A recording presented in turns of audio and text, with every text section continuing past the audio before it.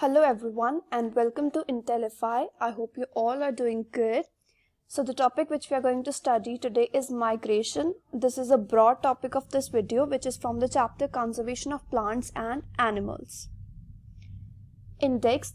The topics which we are going to cover today are red data book, migration, recycling of paper and reforestation. So first of all, what is red data book? Red data book क्या होती है? Red data book is the source book which keeps a record of all the endangered plants and animals. Red data book वो source book होती है जो सभी all the endangered जो plants and animals है उनका record रखती है. आपको पता है कि endangered plants and animals कौन से होते हैं? जिन्हें खतरा होता है कि वो फ्यूचर में एट पर्टिकुलर टाइम किसी स्पेसिफिक टाइम पे जाकर फ्यूचर में वो कम्प्लीटली खत्म हो सकते हैं. They can die. वो जो प्लांट्स एंड एनिमल्स होते हैं उन्हें हम एंडेंजर्ड बोलते हैं और उन सब का जो रिकॉर्ड रखती है बुक वो रेड डेटा बुक होती है. There are different red data books for plants, animals and other species. different red data books होती हैं plants के लिए, animals के लिए और बाकी species के लिए. जैसे कि plants के लिए एक अलग red data book है, animals के लिए एक अलग data book है and species के लिए एक अलग book है. As you can see in this picture, the IUCN plant red data book, ये जो बुक की पिक्चर है, फर्स्ट पेज की पिक्चर है, ये IUCN की वो बुक है, रेड डेटा बुक है जिसमें सिर्फ प्लांट्स के बारे में बताया गया है. ऐसे एनिमल्स के लिए, बाकी सब स्पीशीज के लिए डिफरेंट रेड डेटा बुक्स हैं. The Red Data Book is maintained by the International Union for Conservation of Nature. एक ऑर्गेनाइजेशन है IUCN, International Union for Conservation of Nature. ये ऑर्गेनाइजेशन रेड डेटा बुक्स को maintain करके रखती है. जो भी नया डेटा होता है वो उसकी एडिशन कौन करती है बुक्स में? International union for conservation of nature. और कुछ अगर पुराना डेटा है वो रिमूव भी करना है या जो भी चेंजेस करने हैं वो ये बुक करती है. उन चेंजेस के लिए ये बुक रिस्पॉन्सिबल होती है और यही जो ऑर्गेनाइजेशन है ये बुक्स को पब्लिश करती है. Migration. The phenomenon of movement of a species from its own habitat to some other for a particular time period every year is known as migration.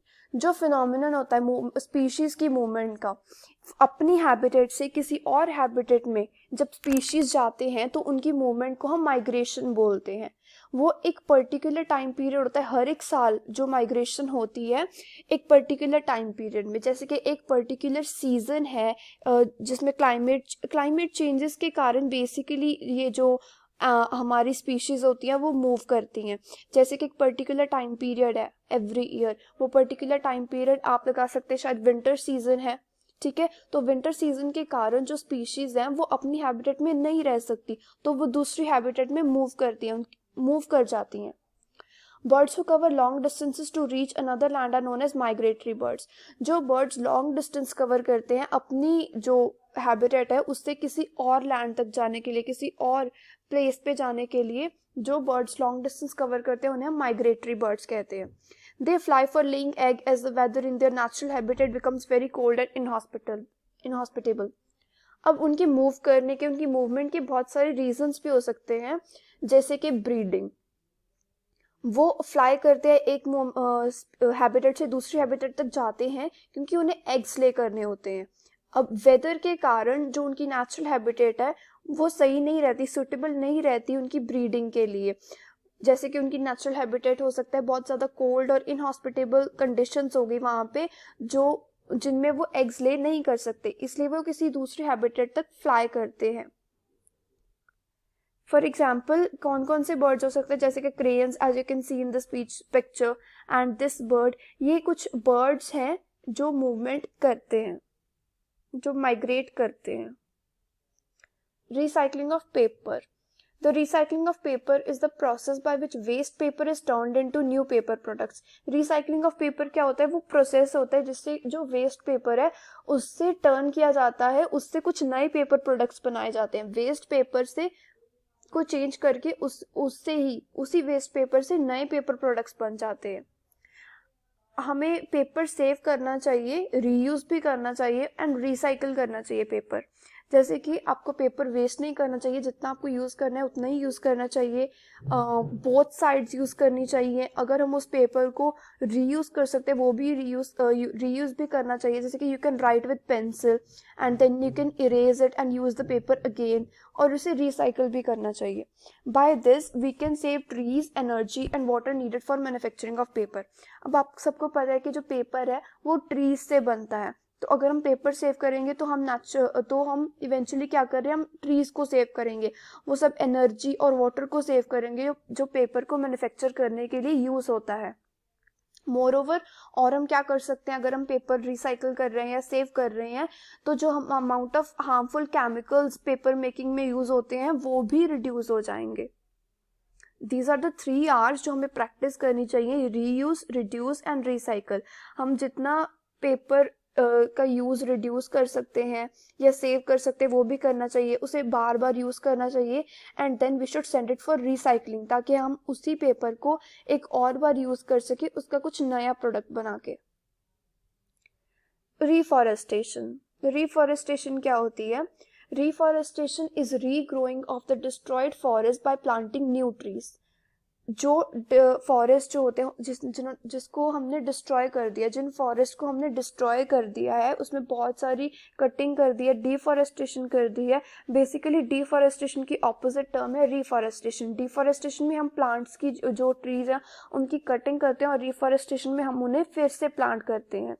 जो पर्टिकुलर एरिया है जहाँ पे हमने डिफॉरेस्टेशन की है, अब हम उसी एरिया में प्लांट्स को रीग्रो करेंगे, नए जो प्लांट्स हैं वो प्लांट करेंगे, नए ट्रीज को प्लांटिंग करेंगे। जो डिस्ट्रॉयड फॉरेस्ट है उसके एरिया में नए ट्रीज की प्लांटिंग करेंगे, रीग्रो करेंगे ट्रीज को, और इस चीज को बोलते हैं हम reforestation. The planted trees should generally be of the same species which were found in that forest. अब हम जो नए ट्रीज प्लांट कर रहे हैं वो जनरली सेम स्पीशीज के होते हैं जो फॉरेस्ट में पहले ट्रीज थे, जो उनकी स्पीशीज थी, वही सेम स्पीशीज के जो हम ट्रीज हैं वो फिर से प्लांट करेंगे। We should plant at least as many trees as we cut. हम जितने ट्रीज कट करते हैं एटलीस्ट हमें उतने ही वापस भी प्लांट करने चाहिए। Also, if the deforested area is left undisturbed, it reestablishes itself. ये तो हो गया हम जो कर रहे थे, प्लांटिंग कर रहे थे फिर से, है ना, दोबारा से, वो तो हो गया जब हम ह्यूमंस कर रहे हैं, मैन मेड हो रही है वो चीज़। अब जो हम देखते हैं ये फॉरेस्ट वगैरह है, ये नेचुरली भी रिवाइव कर सकते हैं, नेचुरली भी अपने आप को सही पुरानी कंडीशन में ला सकते हैं। अगर हम डिफॉरेस्टेड जो एरिया है उसे अनडिस्टर्ब्ड ही छोड़ दें तो वो अपने आप को रीस्टैब्लिश कर सकता है, वहाँ पे नेचुरली भी प्लांट्स ग्रो कर सकते हैं अगर हम उस एरिया को डिस्टर्ब ना करें। And have you ever thought how many trees are cut down to make 1 ton of paper? आपने कभी सोचा है कि कितने ट्रीज जो है वो कट डाउन किए जाते हैं 1 टन पेपर बनाने के लिए? सिर्फ 1 टन पेपर बनाने के लिए कितने ट्रीज को कट डाउन करना पड़ता है हमें? आपने कभी सोचा है? It takes 17 full grown trees to make 1 ton of paper. 1 ton paper बनाने के लिए 17 फुल ग्रोन ट्रीज को कट किया जाता है। 17 ट्रीज जो होते हैं फुली ग्रोन होते हैं, बड़े बड़े ट्रीज जो होते हैं उन्हें कट किया जाता है 1 टन पेपर बनाने के लिए। Therefore, we should save paper. इसलिए हमें पेपर सेव करना चाहिए। Paper can be recycled 5 to 7 times for use. हमें सेव करना चाहिए, और आपको पता है कि पेपर जो होता है उसे 5 to 7 times रिसाइकल किया जा सकता है। मतलब जो सेम वेस्ट पेपर है उसे हमने रिसाइकल किया, फिर से उसे यूज़ कर सकते हैं, नया बन गया है। ऐसे ही ये जो प्रोसेस है ये 5 to 7 times हम रिपीट कर सकते हैं सेम पेपर को रीयूज़ करने के लिए। And as you can see in this picture, वो बता रहे हैं कि अगर आप ट्रीज को कट डाउन करते हैं तभी पेपर बनता है, और अगर हमें ट्रीज को कट डाउन करना बचाना है तो पेपर की बोथ साइड्स यूज़ कीजिए, लेस यूज़ कीजिए, सेव करिए पेपर, और अगर आप यूज़ कर रहे हैं तो उसे पूरी अच्छी तरह से यूज़ कीजिए, वेस्ट मत कीजिए। And eventually we can save the earth. अगर हम ट्रीज सेव कर रहे हैं तो ग्रीनरी सेव हो रही है, तो अर्थ भी सेव हो रही है। So this is it for today. Thank you.